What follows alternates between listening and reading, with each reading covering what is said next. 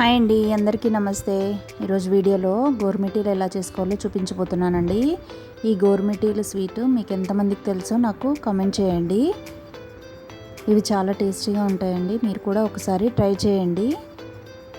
చేసుకోవడం కూడా ఈజీనేనండి. స్కిప్ చేయకుండా చూడండి.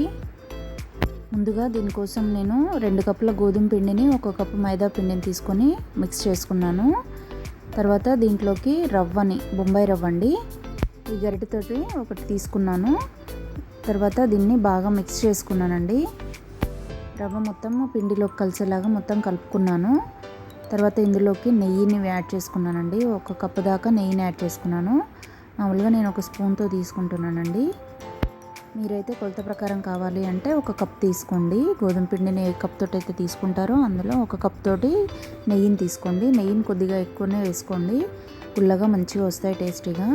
ఇప్పుడు దీంట్లోకి బాగా వేడి చేసిన వాటర్ని యాడ్ చేసుకుంటున్నానండి. ఇలా వేడి నీటిని యాడ్ చేసుకోవడం వల్ల గోరుమిటీలు అనేవి మంచిగా వస్తాయండి.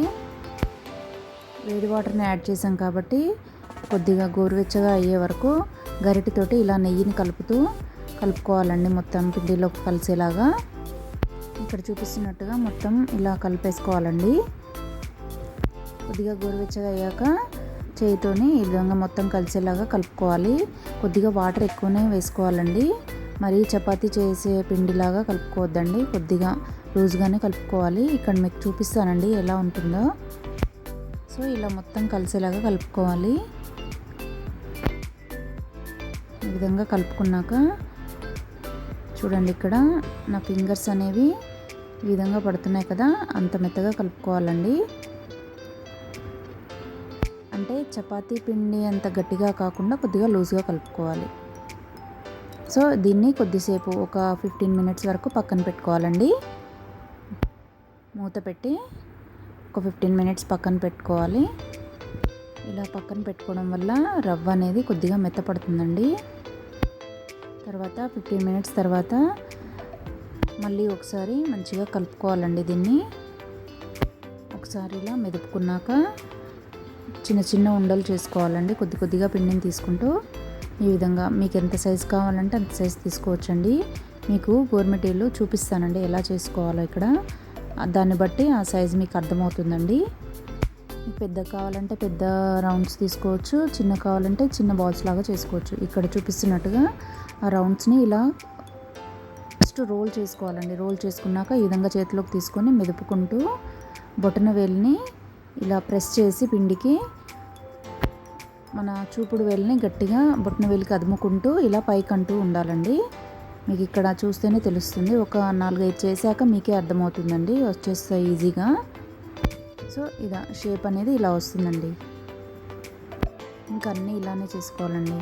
మీకు ఇలా రావట్లేదు అనుకుంటే ఖచ్చితంగా వస్తుందండి, ట్రై చేయండి.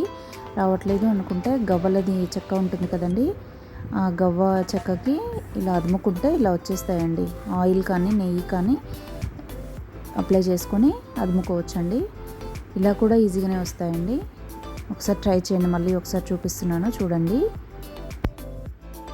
బొటన వేలికి చూపుడు వేలిని ఇలా అదుముకుంటూ పైకంటూ ఉండాలి మెల్లిమెల్లిగా. సో ఈ విధంగా అన్నీ ఇలా చేసుకొని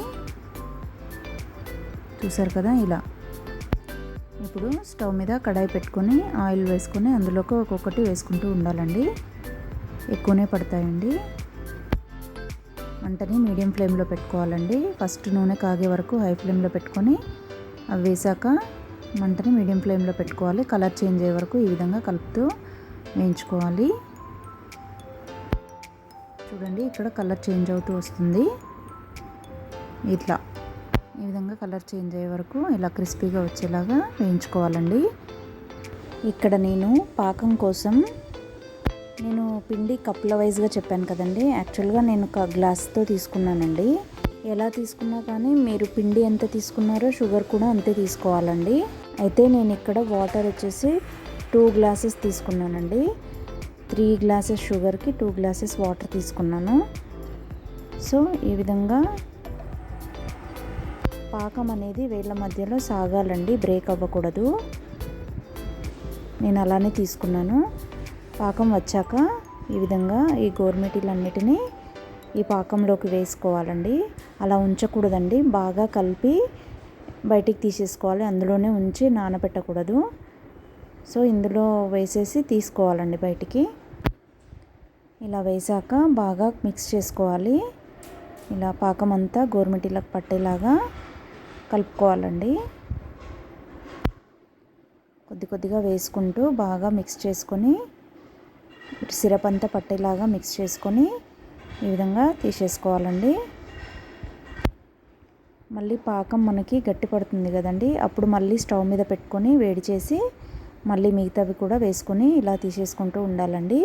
ఒకసారి టేస్ట్ చేశాక మీకు షుగర్ సరిపోలేదు అనుకుంటే మళ్ళీ ఇదంతా స్టవ్ మీద పెట్టి కరగపెట్టుకొని గోరుమిటీల మీదుగా ఇలా వేసుకోవచ్చండి. సో ఈ విధంగా కొద్ది కొద్దిగా వేసుకొని కలుపుకుంటూ తీసుకోవాలండి. అంతేనండి, ఎంతో టేస్టీగా ఉండే గోరుమిటీలు రెడీ అయినట్లే. ఈ వీడియో కనుక మీకు నచ్చినట్లయితే లైక్ చేసి ఛానల్ని సబ్స్క్రైబ్ చేసుకోండి.